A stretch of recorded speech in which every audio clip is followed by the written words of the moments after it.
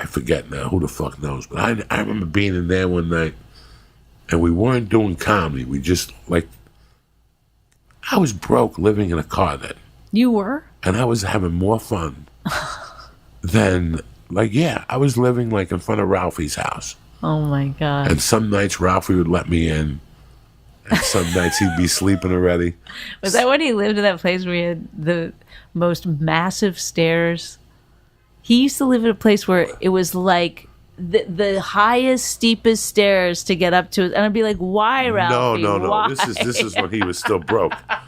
This is when he was on, when we were This was like... this is when he was in Doug Stanhope's. Doug Stanhope, had a friend, Andy Andrist had rented that apartment. And he went to Alaska to live with a girl. So Doug Stanhope took it over, and Ralphie needed a place to stay. Trust me, there was no stairs there. Ralphie broke the toilet 8 times in 2 years. Oh, my God. Are you fucking kidding me? It was a toilet for like a Hollywood, It was like a condo for like Hollywood bimbets in the 50s. And Ralphie's dropping 600 pounds, cracking the toilets fucking once a month. We were going to a gig once, and the car was rubbing. He was so heavy that the car was like leaning down, like, and it was like... Was this the Forerunner? Yeah, and he could hear it going, and he goes, I don't know what that is. And I was like, I know what it is. Yeah, he popped the fucking springs in that car. Let me tell you something, Toyota, if you know where that car is, buy it and put it in your fucking showrooms. Like, if you go to there's a Toyota place in Denver, when you walk in the showroom, they had a car with 5 million miles or 3 million miles, something crazy. It had gone around the earth twice, and it still ran. Wow. They would prove, so they wanted all those cars back. Right. Well, here's Ralphie's. Yeah, so Ralphie, I think Ralphie's nephew still has the Forerunner. Ralphie gave it to him when he won Last Comic Standing. They fixed it up. Yeah, because it was right before that. I remember him talking about that he'd done a pilot for the Last Comic Standing. And then I was like, it was before reality shows. So he was trying to explain it to me. We all live in a house. I was like, it sounds awful. He's like, no, it's going to be a great show. I'm going to do the show. That's funny that Jay Moore created it at the time. Yeah. That's how hot he was. After we got here, Jay Moore. Well, Jay Moore was at the top of his fucking game. For a while there, he was like on every show, and he couldn't miss. He was in every movie. Remember, they gave him first he played the agent. Right. And then they gave him a show on Fox as an agent. That's why. Right. And him and Ralphie became tight, and then Ralphie would open for him on the road. In that process, Jay Moore had a black friend that was really funny, but didn't do stand-up. Not a comic? No. He was a black dude that was funny, and he would bounce shit off people. Like Jay would keep him around to bounce stuff. And I forget what his name is. It was him and Jay that created. Well, Ralphie one time. Last Comic Standing. I went to. I opened one time in Vegas for Jeff Ross, and Ralphie was the MC. That's how long ago. And Jeff would say to Ralphie every night, "You got to do all your time before Bonnie," because he couldn't follow it. Even if Ralphie did 5 minutes after me, Jeff would have a hard time with it because he was fucking funny. He was funny.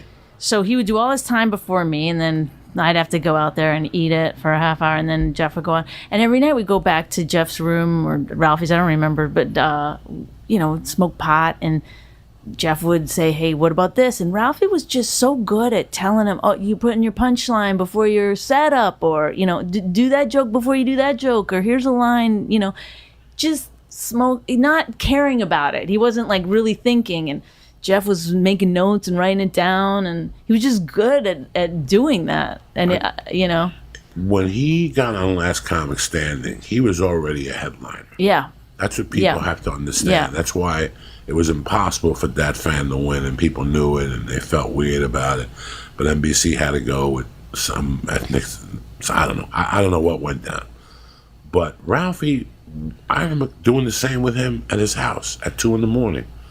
while he was cooking. He was the guy that told me that I had to stop playing for the back of the room. He told me right to my face. Right. People think that people like me, like if I say something to Lee, they'll hit me with a tweet later. You shouldn't talk to Lee that way. I'll never forget, the comedy advice I got was all bad.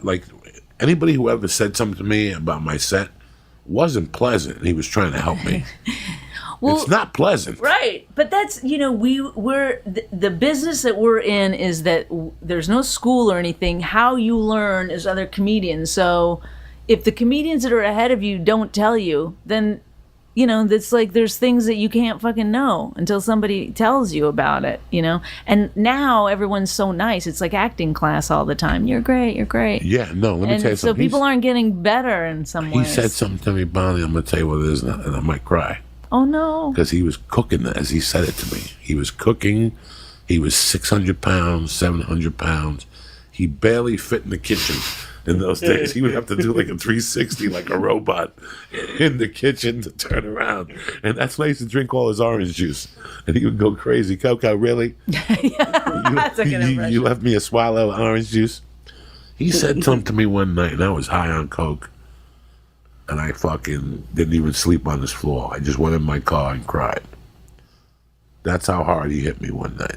And I never held it against him because he turned me into a comic. What did he say to you? He said that I had blown up the room. He goes, you blew up that fucking room tonight, Coco.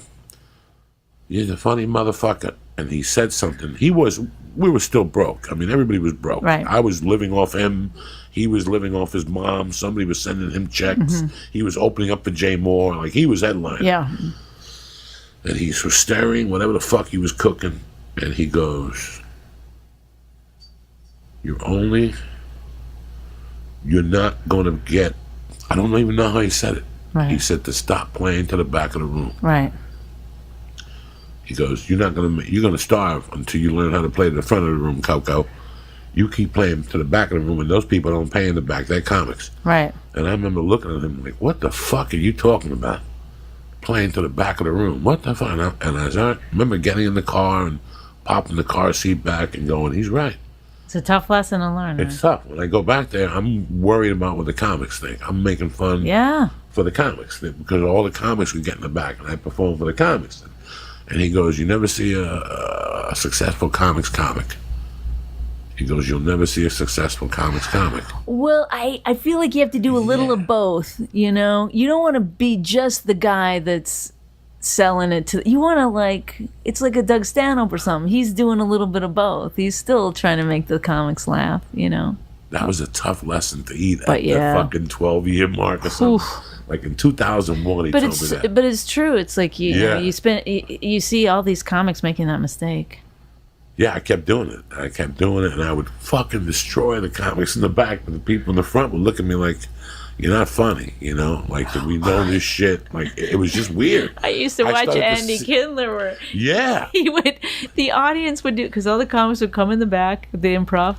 Andy Kindler would go on, and all the comics were laughing, and this was what the audience was doing.